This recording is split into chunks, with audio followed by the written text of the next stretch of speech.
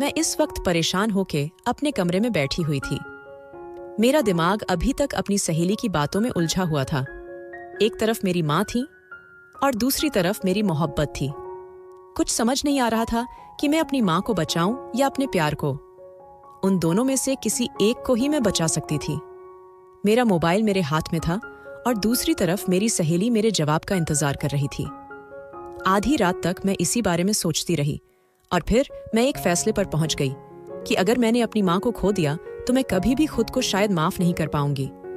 फिर मैंने अपनी सहेली का नंबर मिला लिया था। उससे मैंने अपना फैसला सुना दिया। मेरी बात सुनकर वह बहुत खुश हुई और मुझे कहने लगी कि मुझे तुमसे इसी समझदारी की उम्मीद थी। उसने मुझसे कहा कि मैं तुम्हें सोते नहीं अपनी बहन बनाकर लेकर जाऊंगी, तुम्हारा बहुत ख्याल रखूंगी।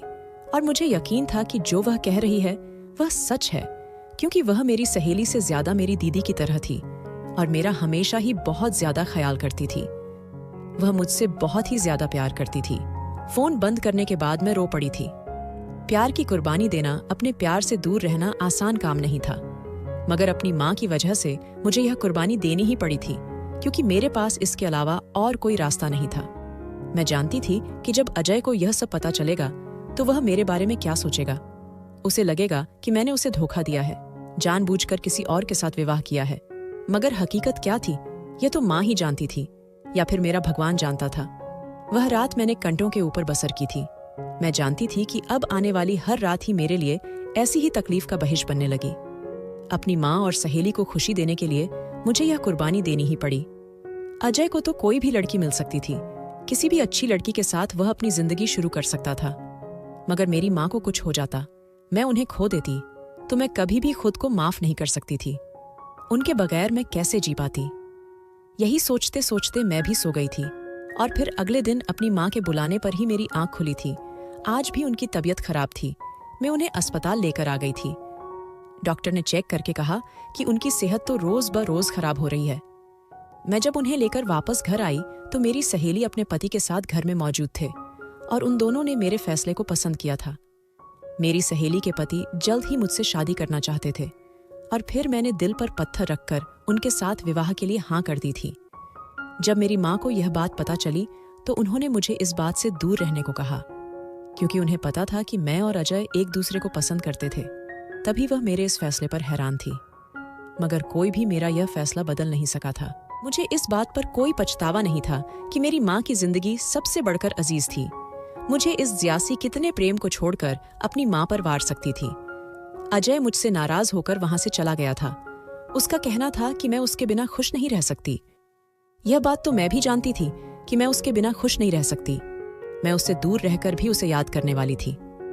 मैं इस वक्त अपने पति के कमरे में उनका इंतजार कर रही थी। मैं रूपा के बारे में सोच रही थी कि उसके लिए यह कितना मुश्किल होगा, अपने पति को खुद ही किसी और लड़की के हवाले करना। तभी कमरे में आकर उन्होंने लाइट ऑन ऑफ कर दी थी। मुझे कहने लगे कि मैं अपनी पत्नी की जगह किसी और को देना मेरे लिए आसान नहीं है।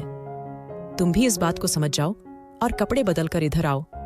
फिर जब मैंने वापस आई तो हम दोनों के दरमियान सब कुछ हो गया था, जो आज की रात का और इस रिश्ते का ताकाजा था। अब मैं पूरी तरह से उनकी हो गई थी। अब तो मेरे दिल में उनके लिए जगह भी बनने लगी थी। अगले दिन जब मैं उठी तो मैं रूपा से नजरें चुरा रही थी। मुझे उसको देखकर दुख का एहसास हो रहा था कि ऐसे लग रहा था जैसे मैंने उससे उसके पति को छीना है। मगर फिर मैंने यह सोचकर अपने ख्याल को झटक देती कि उसने खुद ही अपने पति से मेरा विवाह करवाया है। सुबह उठने के बाद मुझे पता चला कि मेरे पति ऑफिस में जा चुके हैं और इस वक्त घर में मेरे जीठ और रूपा मौजूद हैं। मैं रूपा के साथ ही अपनी माँ से मिलने के लिए आ गई थी। मेरी माँ मुझसे नाराज थी। वह अभी तक यह बात नहीं जानती थी कि मैंने आखिर यह विवाह करने का फैसला क्यों किया था। उन्हें अजय ने बहुत कहा था कि वह मुझे इस काम से दूर रखें, मगर जब मैंने उनकी भी यह बात नहीं मानी तो वह मुझसे नाराज हो गए थे। अगर उन्हें पता चल जाता कि मैंने यह फैसला क्यों किया है तो शायद उनकी नाराजगी खत्म हो जाती, मगर मैं उन्हें किसी किस्म के भी एहसास जुर्म में नहीं रखना चाहती थी। जब हम वापस आए तो सामने मेरा जीठ बैठा हुआ था। वह मुझे गहरी नजर से देख रहा था। उसकी आंखों में एक अजीब सा प्रेम मेरे लिए नजर आ रहा था। यह देखकर मैं घबरा गई थी कि मुझे अपने जीठ से डर लगता था, क्योंकि उसका चेहरा बुरी तरह से जल चुका था। अभी तक उसका इसी वजह से विवाह नहीं हो पाया था उसको देखकर लड़कियां डर जाते थे। उसका रुपया पैसा भी उसके किसी काम नहीं आया था, क्योंकि न उसका चेहरा ठीक हुआ था और न ही कोई लड़की उसके पैसे की वजह से उससे विवाह करने के लिए थी। वह अकेले ही जिंदगी गुजार रहा था। उसे हमेशा देखकर मुझे उसे पर तरस आता था, मगर इस वक्त वह मुझे जिन नजरों से देख रहा था उन्हें देखकर मैं डर गई थी। रूपा काफी देर से मेरे चेहरे को देखती रही, फिर मुझे कहने लगी कि तुम रवि को देखकर दर्द क्यों जाती हो? वह बहुत अच्छा है। पता नहीं क्यों उसे देखकर मुझे डर लग जाता है। इसका चेहरा क्या सारी जिंदगी ऐसे ही रहेगा या ठीक नहीं हो सकता? रूपा उदास हो गई, तब कहने लगे कि इन लोगों ने बहुत कोशिश की है, मगर इसका इलाज मुमकिन नहीं हो सका। बात तब खत्म हो गई थी। मैं सोचती थी कि रूपा का दिल कितना बड़ा था कि उसने अपना पति मेरे हवाले कर दिया था। क्या उसे औलाद की इस कदर दिल में चाहत थी कि वह इतनी बड़ी कुर्बानी भी दे सकती थी? मेरे पति रोजाना कमरे में आने के बाद लाइट ऑन ऑफ कर दिया करते थे। उनका कहना था कि मैं रूपा की जगह किसी और को कभी भी नहीं दे सकता, इसलिए जब तक ऐसा चलता है चलने दो। जब तक मैं नॉर्मल नहीं हो जाता तुम यह सब बर्दाश्त करो। मुझे भी इस बात पर कोई एतराज नहीं था। रूपा की तबीयत भी कई दिनों से खराब थी। मैंने उसे बहुत कहा कि मैं तुम्हें डॉक्टर के पास लेकर जाती हूँ, मगर उसने मेरी बात नहीं मानी और फिर शाम को जब मेरे पति घर आए तो वह उनके साथ डॉक्टर के पास गई। यह देखकर मुझे बहुत अजीब सा एहसास हुआ था। आज रात को मैं उसको देखने के लिए उसके कमरे में आ गई।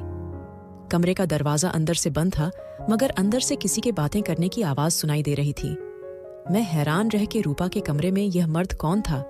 मेरे पांव के नीचे से जमीन निकल गई थी। क्या रूपा का किसी से चक्कर चल रहा था?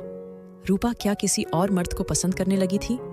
जब भी उसने अपने पति की दूसरा विवाह करवा दिया था, तभी उसने अपने पति को मेरे हवाले किया, वरना वह क्यों ऐसा कर सकते थे? मैंने कमरे का दरवाजा खोलने की कोशिश की, मगर कमरे का दरवाजा अंदर से बंद था। फिर मैं सोचते हुए अपने कमरे में वापस आ गई थी। रूपा ऐसे कैसे कर सकते थे? वह तो अपने पति से बहुत मोहब्बत करती थी। मुझे कुछ समझ नहीं आ रहा था, यह सब क्या है? अब हर दूसरे तीसरे दिन मैं जब भी अपने कमरे से बाहर निकलती तो रूपा के कमरे से आवाज सुनाई दे रही होती थी।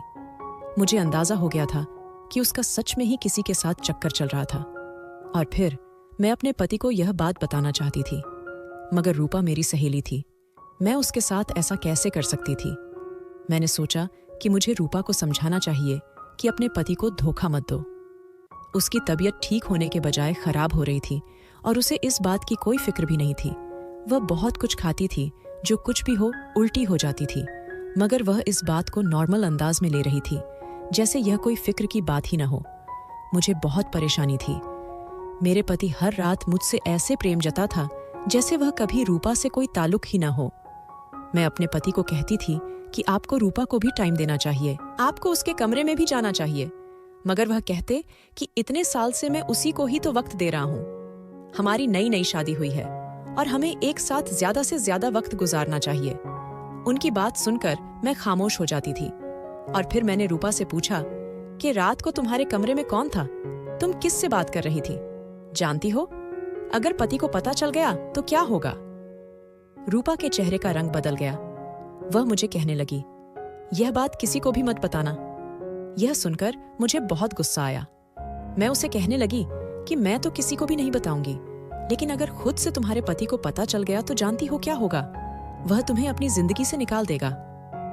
रात को सोते हुए मैंने अजीब सा ख्वाब देखा था, जिसे देखकर मैं डर गई थी। मैंने अपने पति की तरफ देखा। वह सो रहा था। मुझे अंधेरे में बहुत डर लग रहा था, इसीलिए मैंने कमरे की लाइट ऑन कर दी। लाइट का ऑन करना ही था कि मेरे पति हर भरा कर उठ बैठे। अब जब मेरे उनके चेहरे पर नजर पड़ी तो मैं बुरी तरह से चीख पड़ी थी, क्योंकि मेरे सामने मेरे पति का। मैं छोटी सी थी जब मेरे पिताजी का इंतकाल हो गया था। मेरी माँ ने ही मुझे पाला था। उन्होंने मेरा बहुत ख्याल रखा था। उनके लिए मैं ही सबसे बढ़कर थी। मेरी खुशी से ज्यादा तो उन्हें कुछ भी अच्छा नहीं था, और मैं भी उन्हें कुछ करने के लिए हर वह काम करती थी जो वो मुझे कहती थी। अपने स्कूल में मैं सबसे अच्छे नंबर लेती थी। मोहल्ले में भी किसी बच्चे से लड़ाई नहीं करती थी, किसी से झगड़ा नहीं करती थी, और न ही कभी मेरी माँ जी को शिकायत मिली थी। दिल यूं ही दिन बिताते जा रहे थे। अब मैं कॉलेज की तालीम मुकम्मल कर चुकी थी और अब मैं एक कंपनी में नौकरी कर रही थी। मेरी माँ अब बूढ़ी हो गई थी। अब वह बहुत ही ज्यादा बीमार रहने लगी थी। मैं जब भी उन्हें डॉक्टर के पास लेकर जाने की बात करती तो मुझे यह कहकर टाल देती, मैं बिल्कुल ठीक हूँ, दवा लेने से मैं ठीक हो जाऊंगी। यह सुनकर मैं काफी मुब्तला हो जाती थी। उन्हें कहती कि जब तक वह डॉक्टर के पास नहीं जाएंगी तब तक ठीक कैसे होंगी। मगर माँ जी को यह बात समझ में नहीं आती थी। इन्हीं दिनों मेरी अजय के साथ मुलाकात हुई थी। वह भी मेरी ही कंपनी में नौकरी करता था। वह एक गरीब लड़का था, मगर वह मेरे साथ बहुत अच्छा था, मेरा बहुत ख्याल रखता था, जिसकी वजह से मैं उसके प्रेम में मुब्तला हो गई थी। हम दोनों का ही विवाह करने का इरादा था। वह भी आज कल के लड़कों की तरह टाइम पास नहीं था। वह भी मेरे साथ बहुत ही ज्यादा मुखलिस था। हम दोनों का एक साथ वक्त अच्छा गुजरता था।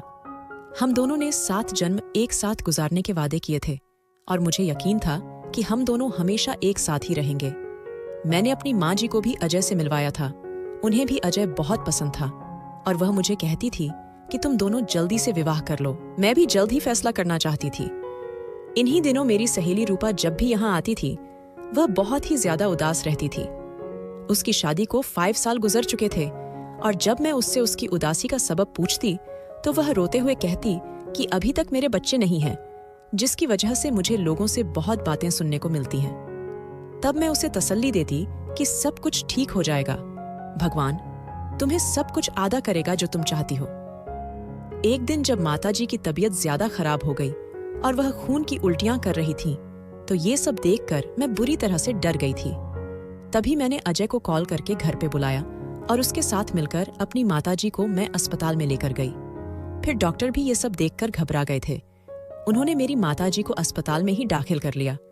मैं बुरी तरह से परेशान थी कि न जाने मेरी माताजी को क्या हो गया है, वह कब तक ठीक होंगी।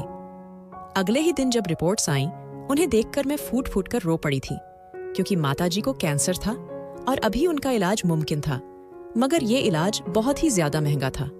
इसके लिए बहुत से पैसे चाहिए थे, जो कि मेरे पास नहीं थे। मैं बहुत परेशान थी, मैं क्या करूं? आज रूपा मेरे पास आई तो वह बहुत खुश लग रही थी, मगर जब उसने मेरे चेहरे पर नजर डाली तो वह परेशान हो गई और मुझसे जब उसने मेरी उदासी के बारे में पूछा तो मैंने उसे सारी बात बताई। मैं अब बुरी तरह से रोना शुरू हो गई थी। वह मुझे कहने लगे कि मैं तुम्हारे लिए कुछ करने की कोशिश करते हूँ। नहीं नहीं, तुम अपने पति से या जेठ से पैसे मांगोगी तो यह चीज मुझे अच्छी नहीं लगेगी, क्योंकि तुम मेरी दीदी जैसी हो और मैं नहीं चाहती कि मेरी वजह से तुम्हारा पति तुम्हें किसी बात पर दानत दे। रूपा यहाँ से वापस चली गई थी और फिर अगले दिन जब आई तो उसने एक ऐसी अनोखी बात की जिसे सुनकर मैं बेयकीनी नजरों से उसे देखती रही। तब वह मुझसे नजर छुराकर कहने लगी कि इसमें तुम्हारा भी फायदा है। अगर तुम इस बात को मान लो तो तुम भी फायदे में रहोगी और मुझे भी फायदा होगा। मुझे भी मेरी ख्वाहिश पूरी हो जाएगी। तुम जानती हो कि मैं किस कदर उदास हूँ। तुम मेरे पति से विवाह कर लो, मुझे एक बच्चा दे दो। तुम्हारी जब मर्जी होगी तो मेरे पति को छोड़ देना, मगर एक बार मेरी यह बात मान लो, मैं तुम्हारे आगे हाथ जोड़ती हूँ। उसके बाद सुनकर मैं रो पड़ी थी। मेरी सहेली ने मेरे साथ यह क्या किया था? वह मेरी मदद करना चाहती तो कर सकती थी, मगर उसने मेरे साथ यह सौदा क्यों किया? उसने अपनी दोस्ती को क्यों कर बेच दिया? मैं जितना सोचती जा रही थी उतना मेरे दिल में दुख बढ़ता जा रहा था। एक तरफ तो मेरी माताजी थी जिनके लिए मैं कुछ भी कर सकती थी, और दूसरी तरफ अजय की मोहब्बत थी। मुझे उन दोनों में से किसी एक ही कुर्बानी देनी थी। तब मैंने सोचा कि मुझे अपनी माँ की जिंदगी के लिए रजामंदी का इजहार कर दिया चाहिए, मगर मैं क्या जानती थी कि मेरे साथ यह सब कुछ हो जाएगा। आज जब मेरी अपने पति के चेहरे पर नजर पड़ी तो यह देखकर मेरी चीख निकल गई, क्योंकि मेरे सामने मेरे पति के रूप में रवि था। उसे इस वक्त अपने कमरे में देखकर मैं बुरी तरह से चिल्लाने लगी थी। तभी वह अपनी जगह से उठा, मेरे मुंह पर हाथ रखकर कहने लगा कि आधी रात को शोर मत मचाओ, सब लोग सुनेंगे। घर में मुलाजिम भी हूं और तुम्हारा आधी रात को यूं शोर मचाना मुनासिब नहीं है। उसके बाद मैंने फूटकर रो पड़ी और उसे कहने लगी कि तुम्हारी हिम्मत कैसे हुई मेरे करीब आने की? तुम रात के इस वक्त मेरे कमरे में हो तो जानते हो, अगर मेरे ओटी को पता चला तो क्या होगा? वह खामोशी से मेरे चेहरे की ओर देखता रहा। मैं मुसलसल उसे बुरा भला कह रही थी। तब वह कमरे से बाहर चला गया था। उसके बाद मैं अपने बिस्तर पर गिरकर रोती रही थी। कुछ समझ नहीं आ रहा था कि यह मेरे साथ क्या हुआ है। अगर मेरे पति को पता चला तो न जाने वह मेरे साथ क्या करेंगे, और यह बात मैं रूपा को भी नहीं बता सकती थी। यह मेरा ससुराल का मामला था और रूपा को बताने का मतलब था कि यह बात मेरे पति तक भी पहुंच सकती थी। और मैं उनके दिल में अपने लिए किसी कसम का शक पैदा नहीं करना चाहती थी। फिर माताजी ने मुझे कॉल की कि आज मेरी तबीयत खराब है, आज तुम मेरे पास आकर रुक जाओ। रूपा ने मुझे वह पैसे दिए जो उसने मेरी माँ के इलाज के लिए मुझे देने का वादा किया था। मैं वह पैसे लेकर घर आई तो माताजी की तबीयत सख्त खराब थी। मैं उसी वक्त उन्हें लेकर बड़े अस्पताल में आ गई थी और अब चूंकि मेरे पास पैसे थे, इसलिए मैं खुले दिल से माताजी का इलाज करवा रही थी। रूपा ने मुझे कहा कि तुम जितने दिन उनके पास रहना चाहती हो तुम रह लो, हम तुम्हारे साथ हैं, हम इस बात पर तुम्हें कुछ नहीं कहेंगे। जब मैंने अपने पति से बात की तो उन्होंने भी मुझे हौसला दिया, कहने लगे कि फिक्र मत करो, हम सब तुम्हारे साथ हैं, जब भी किसी चीज की जरूरत हो मुझे कॉल कर लेना। रूपा और मेरे पति दोनों ही माताजी को देखने के लिए आए थे। मेरा दिल रूपा को देखकर उदास हो गया था। मैं उसके गले से लगकर रोने लगी। मैं बहुत परेशान थी। इस वक्त मैं जिस तरह के हालात से गुजर रही थी उसके बारे में तो ना तो मैं अपनी मां को बता सकती थी और ना ही रूपा को बता सकते थे। जब वो सब कुछ मुझे याद आते थे तो मैं खौफ से कांपती रहती थी। अगर मेरे पति को पता चलता तो न जाने वह मुझे अपनी जिंदगी से ही निकाल देते। यह सोचना ही मेरे लिए महल था। मगर अब मैंने सब कुछ भुलाकर अपनी सारी ध्यान केंद्रित कर दी थी। उनका इलाज करवाने की हर मुमकिन कोशिश कर रही थी। डॉक्टर को भी मैंने इस बात के बारे में आगाह किया था कि मुझे पैसों की कोई कमी नहीं है, मेरी माँ जी का इलाज करने में कोई कोताही न करें। डॉक्टर्स ने कितने ही टेस्ट कर लिए और फिर मैं इस उम्मीद पर थी कि मेरी माँ ठीक हो जाएंगी, वह पहले की तरह मेरे साथ हंसी खुशी जिंदगी गुजारने लगेंगी। मगर एक दिन डॉक्टर ने मुझे अपने कमरे में बिठाया, मुझे पीने के लिए पहले पानी दिया और फिर मुझे कहने लगा कि हम आपसे माजरत चाहते हैं। यह बात बताते हुए मुझे भी तकलीफ हो रही है कि हम अपनी हर मुमकिन कोशिश करने के बावजूद भी आपकी माँ जी को नहीं बचा पा रहे। उनकी बीमारी अब बहुत आगे बढ़ चुकी है, उनका कैंसर आखिरी स्टेज पर है, अब उनके साथ इलाज नामुमकिन है। अगर वक्त पर उनका इलाज करवा दिया जाता तो आप वह ठीक हो सकती थीं, उनके चांसेस थे। मगर अब हम अपनी कोशिश कर रहे हैं, मगर आपको हम झूठी उम्मीद नहीं दिलाना चाहते। यह सुनकर मैं बहुत बुरी तरह से रो पड़ी थी। खुद को बहुत मुश्किल से संभाल कर मैं अपनी माँ के सामने ही थी। उन्हें मैंने किसी बात का एहसास नहीं होने दिया था, मगर इसके बावजूद भी मैं अपनी पूरी कोशिश कर रही थी। डॉक्टर्स को भी मैंने कहा था कि आप अपनी हर मुमकिन कोशिश करें और मेरी माँ जी को बचा ले। दिन इसी तरह से बीतते जा रहे थे। रूपा और मेरे पति दोनों ही माताजी को देखने के लिए आते थे। रूपा मुझे हौसला देती और उसका साथ पाकर मैं व्यक्तिगत तौर पर बहाल जाती थी। फिर 2 से 3 बार मेरा जेठ भी मेरी माँ जी को देखने के लिए आया था। वह जब भी आता था मुझे मोहब्बत बड़ी नजरों से देखता रहता था। मेरी माँ जी को देखने के लिए आने लगा था। कितने कितने देर तक वह उनके पास बैठा बातें करता रहता था। मेरी माँ जी उसके साथ बहल जाती थी, वह उनके साथ इधर उधर की बातें करता। अब मुझे अंदाजा हो गया था कि वह बंदा दिल का बहुत ही अच्छा था। वह गरीबों का एहसास करने वाला था और अब मेरे दिल में उसके लिए नरम जज्बात पैदा होने लगे थे। मेरी माँ भी उसे बहुत पसंद करती थी। वह मुझे कहती थी कि अगर इसके साथ यह हादसा पेश ना आया होता तो इस जैसा कोई दूसरा इंसान ही नहीं था। यह तो बहुत ही अच्छा इंसान है। लोग तो जाहिरी शक्ल सूरत देखते हैं, इस सब में इस बेचारे का तो कोई कसूर नहीं है। यह तो इस हादसे के बाद से बदसूरत भी गया है। मुझे भी दिल ही दिल में शर्मिंदगी महसूस होने लगी थी। मैंने उसे इंसान को समझने की कोशिश ही नहीं की थी। उसे देखकर ही यह फैसला कर लिया था कि जितना वह देखने में भयानक है उतना ही वह अंदर से भी बुरा है। अब मेरी माँ जी की तबीयत पहले से भी ज्यादा खराब रहने लगी थी। अब उनके लिए अस्पताल में बहुत ज्यादा भाग दौड़ करने पड़ती थी और यह सारी भाग दौड़ रवि ही करता था। मुझे कुछ पता नहीं चलता था कि कौन सा टेस्ट कहाँ से करवाना है, किस डॉक्टर को कब बुलाना है, और यह सारा कुछ रवि ही करता था और मैं दिल ही दिल में उसकी एहसान मान थी। मगर इस सब से भी कुछ हासिल नहीं हुआ था। मेरी माँ जी एक दिन मुझे रोते हुए छोड़कर इस दुनिया से चले गए थे। मैं अब बिखर के रह गई थी। ऐसे वक्त में रूपा ही थी जिसने मुझे सहारा दिया था। वह मुझे कहने लगी, तुम्हारी माँ जी बहुत अच्छी है और ईश्वर उन्हें अपने पास अच्छी जगह पर रखेगा। तुम उनके लिए परेशान न होवा करो, तुम्हें पूजा किया करो, तुम्हें शांति मिलेगी। मैं फिर ज्यादातर वक्त पूजा में गुजारने लगी थी ताकि मेरे दिल को इत्मीनान हो, मेरे दिल को भी सुकून हो सके। काफी दिन से मैं माँ के घर में ही थी। उनकी तस्वीरों को देखती रहती, कितने कितने घंटे उनके कमरे में बैठी रहती, उनसे अकेले बातें करती रहती। मुझे ऐसे लगने लगा था कि मैं पागल हो जाऊंगी, ऐसे में रूपा और मेरे पति घर में आते।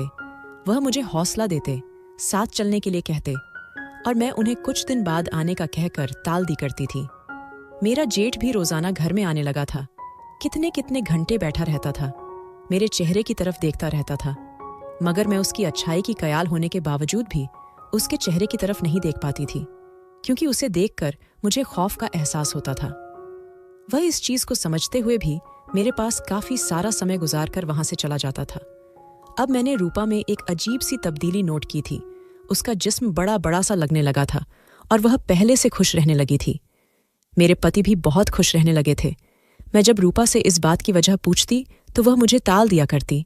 न जाने मुझे ऐसा क्यों लगता था जैसे वह मुझसे कुछ छुपा रही थी। कोई ऐसी बात थी जो मेरे सामने होते हुए भी मुझे नजर नहीं आ रही थी, मगर वह बात किया था। मुझे यह समझ ही नहीं आ रहा था। अब जब काफी सारे दिन बीत गए तो मैंने वापस जाने के बारे में सोच लिया था। फिर फैसला कर लिया था कि अब मुझे अपने घर जाना ही पड़ेगा। मुझे दिल ही दिल में इस बात का भी दुख था कि मैंने शादी करने में जल्दी कर दी थी। ये शादी तो मैंने अपनी माँ की वजह से की थी, मगर ऐसा करके भी उनकी जान नहीं बचा पाई थी। अगर मैं आज रूपा के पति के साथ शादी ना करती तो आज फिर मैं अजय को हासिल कर सकती थी। आज हम दोनों एक साथ जिंदगी गुजार सकते थे, मगर अब तो ऐसा मुमकिन ही नहीं था। और फिर कुछ दिन के बाद जब मैं घर आई तो पूजा ने मुझे कुछ दिल्ली से घर में वेलकम किया था। अब फिर से रूटीन की जिंदगी शुरू हो गई थी। अभी भी मेरे पति कमरे में आने के बाद लाइट ऑन ऑफ कर दिया करते थे, मगर चूंकि उस दिन का खौफ मुझ में सवार था, उसके बाद से मैं डर गई थी। इसलिए मैंने अपने पति को साफ तौर पर कह दिया कि आज के बाद मैं कमरे के लाइट ऑन ऑफ नहीं करूंगी। यह सुनकर वह हैरान रह गए। तब मैंने उन्हें बताया कि मेरे साथ एक ऐसा हादसा गुजर चुका है जो मैं चाहकर भी आपको नहीं बता सकती, मगर आपसे यह मेरी दरख्वास्त है कि आप मुझसे कभी पूछेंगे भी नहीं। और फिर मेरे पति कमरे से बाहर चले गए थे। उसके बाद 2 दिन गुजर गए थे। अभी तक मेरे पति रात को कमरे में नहीं आए। इस बात पर मुझे खैरात होती थी कि आखिर उन्हें लाइट ऑन ऑफ करने की बात पर एतराज क्यों था। मुझे दिल ही दिल में शक होने लगा था कि कहीं कुछ गलत तो नहीं था। जो कुछ उस दिन मैंने देखा था वह क्या था? मेरा जेठ उस दिन इस कमरे में क्या कर रहा था? कहीं ऐसा तो नहीं कि रोजाना मेरा जेठ ही पति के बजाय मेरे कमरे में आ जाता हो? यह सोचकर मैं कानों कान रह गई। नहीं, ऐसा नहीं हो सकता। और फिर कुछ दिनों से मेरी तबीयत भी खराब रहने लगी थी। मैं रूपा के साथ डॉक्टर के पास आई तो वह मुझे चेकअप करने के बाद रूपा से कहने लगी कि भगवान ने चाहा तो वह आप दोनों को बेटा अता करेगा, और आपको देखकर साफ अंदाज हो रहा है कि आपका बेटा ही होगा। यह सुनकर मेरा मुंह खुले का खुला रह गया था। रूपा की तरफ देखा तो उसके चेहरे का रंग बदल गया था। रूपा घबरा गई थी। मैंने रूपा से पूछा कि डॉक्टर यह सब क्या कह रही है? वह मुझे कहने लगी कि तुम घर चलो, मैं तुम्हें घर जाकर सब बताती हूँ। जब तक हम लोग घर आए मैं यही सब कुछ सोचते सोचते परेशान हो गई थी। घर आने के बाद रूपा कहने लगी कि डॉक्टर को गलतफहमी हुई होगी। वह न जाने किस वजह से यह बात कह रही थी, हालांकि वह जानती है कि मेरी शादी को तो इतने साल गुजर चुके हैं और अभी तक मेरे बच्चे नहीं हैं। उसकी बात सुनकर खामोश हो गए थे। कुछ दिनों के बाद से रूपा की तबीयत ऐसी हो गई थी जिससे मैं चाहकर भी नजरअंदाज नहीं कर सकती थी। उसका पेट बाहर निकलने लगा था और उसकी खुशी देखकर अंदाजा होता था कि यकीनन उसकी बड़ी ख्वाहिश पूरी होने वाली थी। शायद वह मां बनने वाली थी, मगर वह मुझसे यह बात क्यों छुपा रही थी? मुझे इस बात की कुछ समझ नहीं आ रही थी। एक दिन मैंने उसे अपने पति से बात करते हुए सुन लिया तो मैं सीधा उनके कमरे में गई और उन्हें कहने लगी कि मुझे आखिर सच सच बताओ, यह सब क्या ड्रामा है? तुमने मुझसे यह बात क्यों छुपाई कि तुम मां बनने वाली हो? अगर तुम्हें औलाद की खुशी मिलने वाली थी तो तुमने अपने पति की शादी मुझसे क्यों करवाई? मेरी बात सुनकर वह दोनों एक दूसरे को देखने लगे। तभी रूपा कहने लगी कि हम इससे ज्यादा वक्त तक सच नहीं छुपा सकते। एक न एक दिन तो उसे सच पता चलना ही था, तो क्यों ना आज ही हम इसे सारी सच्चाई बता दें। उनकी बात सुनकर मैं हैरान रह गई। मुझे ऐसे लगने लगा था जैसे वह मुझे कोई ऐसी बात बताने वाली है जिसे सुनकर मुझे शदीद धचका लगेगा। तब उन दोनों ने मुझे अपने पास बैठने को कहा। जब मैं उनके सामने बैठ गई तो वह कहने लगे कि रवि छोटा सा था तो वह बहुत ही प्यारा बच्चा था। वह घोड़ा चीता सा था, उसे देखकर हर कोई उससे प्यार करता था। एक दिन वह बापू के साथ मेले पर गया था और फिर बापू के हाथ से उसने अपना हाथ छुड़ा लिया था। वह वहां से भागने लगा था। वह एक जगह पर ठोकर खाकर गिर गया था। उसका चेहरा जलते हुए तेल की कढ़ाई में जा लगा था, जिसकी वजह से उसका चेहरा बुरी तरह से झुलस गया था। उसी वक्त उसे डॉक्टर के पास लेकर जाया गया। उसके चेहरे का इलाज करवाने की कोशिश की गई, मगर उसका चेहरा ठीक नहीं हो सका। डॉक्टर का कहना था कि वक्त गुजरने के साथ साथ जब वह बड़ा हो जाएगा तो सर्जरी की मदद से उसका चेहरा ठीक किया जा सकता है। यह सुनकर दोनों माँ पिता हमोहोश हो गए थे कि उनके पास डॉक्टर की बात मानने के अलावा और कोई चारा नहीं बचा था। मगर बड़ा होने पर भी जब उसे सर्जरी के लिए लेकर गया तो तब भी तमाम डॉक्टर्स ने मजरत कर ली थी। उनका कहना था कि रवि का चेहरा अब कभी भी ठीक नहीं हो सकता। सर्जरी करवाई गई तो उसका चेहरा मज़ीद बिगड़ सकता है। और यह सुनकर हम सभी परेशान हो गए थे। रवि का कहना था कि वह जैसा भी नजर आता है वह ठीक है, उसे खुद को बदलने की जरूरत नहीं है, मगर हर किसी की सोच ऐसी नहीं होती। उसके लिए रिश्ता देखा जाता था तो लड़की उसे देखकर इनकार कर देती थी। उसका रुपया पैसा मर्तबा कोई भी उसके काम नहीं आया था। उसकी शक्लो सूरत को बुनियाद बनाकर लड़कियां उसे देखकर नफरत से मुंह मोड़ लिया करती थीं। यहां तक कि उसे एक लड़की से बेतहाशा प्रेम भी हो गया था। वह लड़की के लिए जान भी दे सकता था, मगर वह लड़की उसकी शक्ल देखने के लिए तैयार नहीं थी। हमारी शादी पर ही उसने तुम्हें देखा तो तुम्हें देखते ही तुम पर दिल हार गया था। वह तुमसे शादी करना चाहता था, मगर हम लोग जानते थे कि तुम भी बाकी लड़कियों की तरह उसे देखकर ही नजर फेर लोगी। तुम्हारे बारे में पता था कि तुम अजय को पसंद करती थी और यकीनन तुम दोनों शादी भी करने वाले थे। मैं जब भी रूपा से तुम्हारे बारे में इस चीज के लिए कहता तो यह बताई कि तुम कभी भी नहीं मानोगे। आप कोई और लड़की अपने भाई के लिए देख ले। और फिर उसे दिन जब रूपा ने मुझे तुम्हारे मास्टर जी के बारे में बताया तो मेरे जहन में यह ख्याल आया कि मैंने रूपा से कहा कि वह तुमसे बात करें, कि तुम्हें वह इस तरह से ट्रैप करने की कोशिश करें। हो सकता है कि यूं तुम हमारी बातों में आ जाओ, और ऐसा ही हुआ था जैसा मैंने सोचा था। रूपा ने तुम्हें जज्बाती तौर पर ब्लैकमेल किया था, क्योंकि इस वक्त तुम खुद भी जज्बाती हालत से गुजर रही थी। तुम जज्बत में बहक कर यह फैसला कर गई थी कि तुम यह चाहने लगी थी, क्या तुम अपनी सहेली को खुशी दो? अगर रूपा की जिंदगी में तुम्हारी वजह से बाहर आ रही है तो तुम इसकी मदद करो। मैंने रूपा को खुद ही इस बात से मना किया था कि वह तुमसे रवि के बजाय मेरा जिक्र करें, और ऐसा ही हुआ, क्योंकि इन दिनों हमें औलाद की खुशी की खबर मिल गई थी। और फिर मैंने रूपा को खुद ही मना कर दिया कि वह तुम्हें यह बात न बताए। उसे दिन जब तुमने रवि को देख लिया तो तब हमें इस बात का डर था कि तुम शायद कभी दोबारा वापस ना आओ, शायद तुम हकीकत तक पहुंच जाओ, मगर तुम सच जानकर भी उससे अनजान रही थी। अब मजीद तुमसे इस सच को नहीं छुपा सकते। तुम्हारी शादी मुझसे नहीं बल्कि रवि के साथ हुई है, और यह हकीकत तुम्हारी माँ जी भी जानती थी। यह सब सुनकर मेरा मुंह खुले का खुला रह गया था। मुझे बिल्कुल भी यकीन नहीं आ रहा था कि मेरे साथ यह सब क्या हुआ था, और मुझे रूपा पर गुस्सा था कि वह मुझे सच बता सकती थी। मैं उस वक्त इस कदर मजबूर थी कि मैं कोई भी फैसला कर सकती थी, उसके जेठ के साथ शादी कर सकती थी, और फिर मैंने इस हकीकत को तो तस्लीम कर लिया था।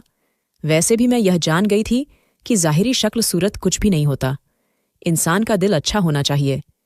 यकीनन मेरे पति का दिल बहुत अच्छा था, वह मेरा बहुत ख्याल भी रखते थे, और मेरी माँ जी भी तो उन्हें पसंद करती थी। यकीनन मेरी माँ जी ने उनकी अच्छाई को देख लिया था। आहिस्ता आहिस्ता मैंने इस रिश्ते को कबूल कर लिया तो मेरे पति इस बात पर बहुत खुश थे। वह मेरा शुक्रिया अदा करते नहीं थकते थे कि मैंने उनकी जिंदगी में शामिल होकर उनकी जिंदगी में बहार लेकर आए हो। रूपा भी मुझसे बहुत कुछ थी, मैंने उसके फैसले की लाज रख ली थी। अब हम दोनों एक ही घर में सहेलियों की तरह रहने लगे थे। कुछ समय के बाद भगवान ने हम दोनों को बेटों से नवाज दिया था, और हम दोनों इस बात पर खुश थे कि हमारी जिंदगी मुकम्मल हो गई थी। मेरे जिंदगी में जो भी कमी थे वह दूर हो गई थे, और अब मेरे दिल में किसी के साम का कोई मलाल नहीं था।